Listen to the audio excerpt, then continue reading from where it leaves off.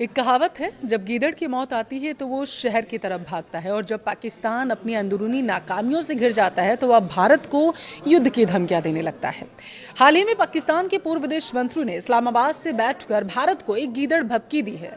धमकी ये कि अगर सिंधु नदी पर पाकिस्तान की मांगे पूरी नहीं हुई तो वो भारत के खिलाफ युद्ध छेड़ देगा। लेकिन शायद पाकिस्तान भूल गया था कि ये 1960 का दशक नहीं, आज का नया भारत है। अमेरिका में भारत के राजदूत विनय क्वात्रा ने एक ऐसा कूटनीतिक बम फोड़ा है जिसने अंतर्राष्ट्रीय मंच पर पाकिस्तान के पाखंड की धज्जियां उड़ाकर रख दी।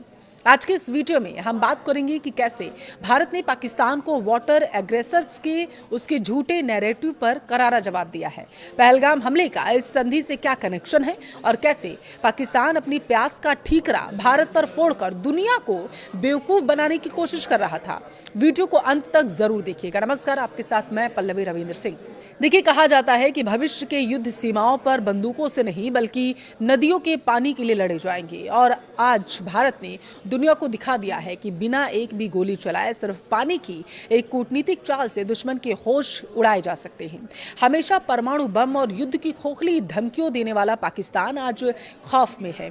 वजह कोई सेना या मिसाइल नहीं, वजह है सिंधु नदी का पानी। अमेरिका में भारत के राजदूत विनय क्वात्रा ने अंतर्राष्ट्रीय मंच से पाकिस्तान की उस विक्टिम कार्ड रणनीति को बुरी तरीके से एक्सपोज कर दिया, जिसके तहत वो दुनिया के सामने भारत को पानी का लुटेरा बताता था। भारत ने स्पष्ट कर दिया कि सिंधु जल संधि कोई दान पत्र नहीं है, यह एक समझौता था जिसे पाकिस्तान ने अपने पाले हुए आतंकियों के जरिए दशकों तक लहूलुहान किया।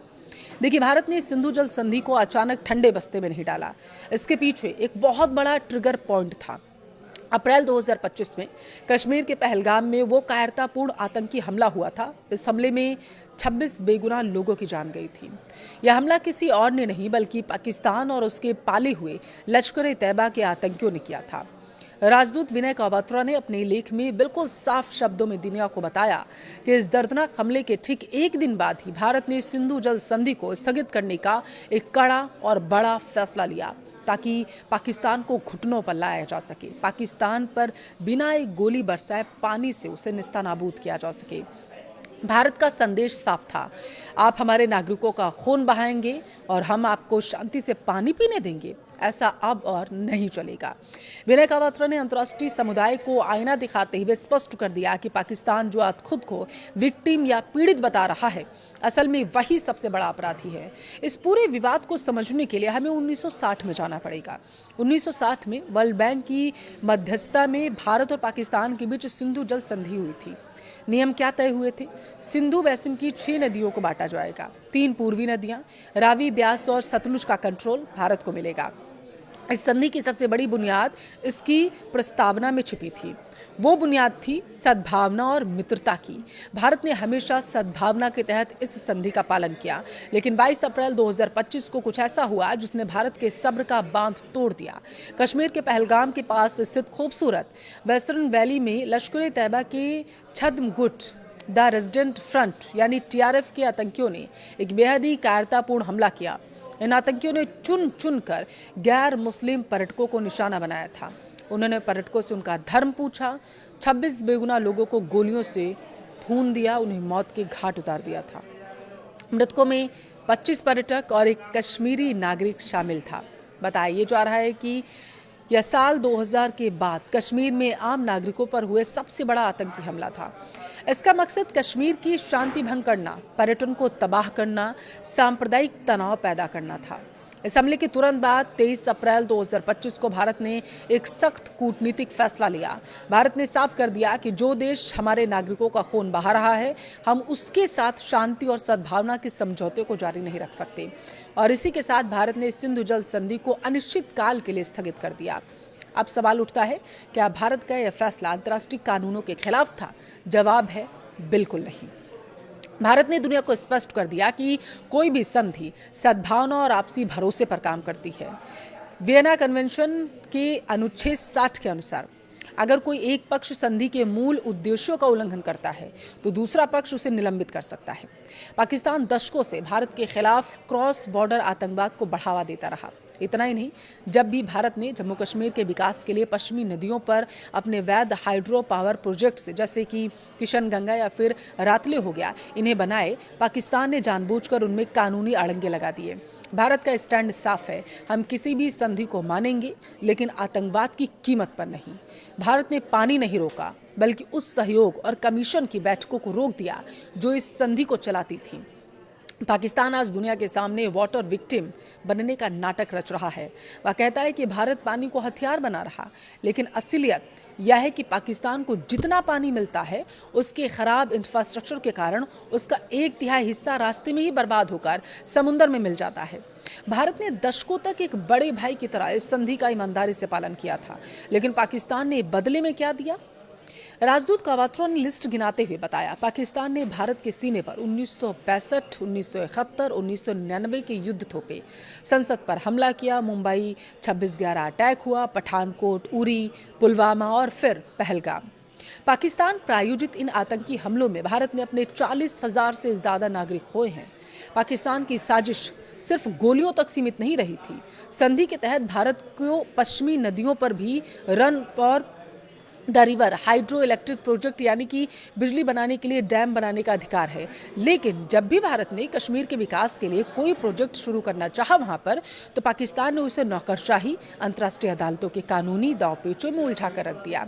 यही नहीं, पाकिस्तान ने इन प्रोजेक्ट्स पर काम कर रहे इंजीनियर्स और मजदूरों पर भी आतंकी हमले करवा दिए ताकि भारत कभी अपने कानूनी अधिकारों का इस्तेमाल कर ही ना पाए। और इसी बात को राजदूत कावात्रा ने एक बार फिर से उठाया। पाकिस्तान को किस तरीके से करारा जवाब दिया गया वो इससे साफ पता चलता है। राजदूत कावात्रा ने इन मुद्दों को उठाया और पीएम मोदी के उस ऐतिहासिक बयान को एक बार फिर से दोहराया जिसे आज भारत की विदेश नीति का मूल मंत्र मान लिया गया। आतंक और बातचीत साथ साथ कभी नहीं चल सकते। आतंक और व्यापार साथ साथ नहीं चल सकते और पानी और खून एक साथ नहीं बह सकते। जब पाकिस्तान ने सद्भावना ही खत्म कर दी तो भारत इस एक तरफा समझौते का आखिर बोझ क्यों उठाता रहेगा? अब आते हैं पाकिस्तान के उस सबसे बड़े झूठ पर जिसे वो पूरी दुनिया में बेचता है कि भारत हमारा पानी रोककर हमें प्यासा मार रहा। भारत एक वाटर एग्रेसर है। विनय कावात्रा ने इस झूठ की बखियां उधेड़ कर रख दी। आंकड़े बताते हैं कि पाकिस्तान जल समस्या की सबसे बड़ी वजह भारत नहीं बल्कि उसकी अपनी निकम्मी नीतियां, कुप्रबंधन है। भारत से पाकिस्तान की तरफ जितना पानी जाता है उसका सिर्फ 40% ही वहां के खेतों तक पहुंच पाता है। 30% से ज्यादा पानी जर्जर नहरों और खराब इंफ्रास्ट्रक्चर की वजह से रास्ते में ही दम तोड़ देता है। बचा हुआ पानी बिना किसी इस्तेमाल की सीधा अरब सागर में बह जाता है। यानी पाकिस्तान अपने हिस्से का पानी खुद संभाल ही नहीं पा रहा, लेकिन अपनी घरेलू विफलताओं और आवाम के गुस्से से बचने के लिए वो हमेशा की तरह भारत को विलन बनाने की कोशिश करता है। विनय कावात्रा के इस बयान ने अमेरिका और पश्चिमी देशों के सामने एक बिल्कुल ही साफ तस्वीर रखती है। भारत का स्टैंड अब डिफेंसिव नहीं बल्कि पूरी तरीके से ऑफेंसिव हो चुका है। लेख के अंत में राजदूत ने पाकिस्तान को एक कड़ा संदेश भी दिया है।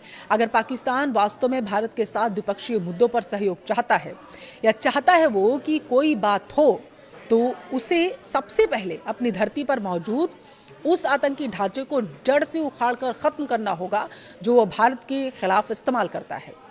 भारत अब पाकिस्तान के दोहरे चरित्र को बर्दाश्त करने के बिल्कुल भी मूड में नहीं है, रत्ती भर समझौता करने के लिए तैयार नहीं। सिंधु जल संधि का भविष्य अब भारत के रहमो करम पर नहीं बल्कि पाकिस्तान के व्यवहार पर निर्भर करता है। आतंक रुकेगा तभी पानी की बात होगी। विनय कावात्रा के इस कड़े जवाब का निष्कर्ष क्या निकलता है? अगर आप समझना चाहें तो देखिए, पाकिस्तान के आवाम को भारत प्यासा नहीं मार रहा बल्कि उनके अपने हुक्मरान अपनी अपनी सेना और अपना अपना सिस्टम खोखला कर चुके हैं, उन्हें प्यासा मार रहे हैं और इसकी वो जवाबदेही लेना नहीं चाहते। जो देश अपने हिस्से का 30 से 40% पानी सिर्फ इसलिए समुद्र में बह जाने देता है क्योंकि उसके पास ढंग की नहरें नहीं हैं, डैम बनाने के पैसे नहीं, क्योंकि सारा पैसा तो आतंकवाद में उड़ा देता है, वो देश आज अपनी नाकामियों का ठीकरा भारत के सिर फोड़ना चाहता है। भारत ने 6 दशकों तक धैर्य रखा, लेकिन हर संधि का एक एक्सपायरी डेट भी होता है, खासकर तब जब दूसरा पक्ष समझौते के कागजों का इस्तेमाल आतंकियों को पनाह देने के लिए कर रहा हो। भारत का संदेश दुनिया और पाकिस्तान के लिए बिल्कुल साफ है, अपनी आदतें सुधारो या फिर अपने खेत सूखने का इंतजार करो। भारत अब रक्षात्मक कूटनीति से बाहर आ चुका है, बाहर निकल चुका है। वो आपको क्या लगता है? क्या भारत का यह वाटर अग्रेसर पाकिस्तान के आतंकी कमर को तोड़ने के लिए काफ़ी है, या भारत को अब इस संधि को हमेशा के लिए फाड़कर फेंक देना चाहिए? इस संधि पर दोबारा विचार ही नहीं करना चाहिए? आपकी राय क्या है, कमेंट में ज़रूर बताइएगा।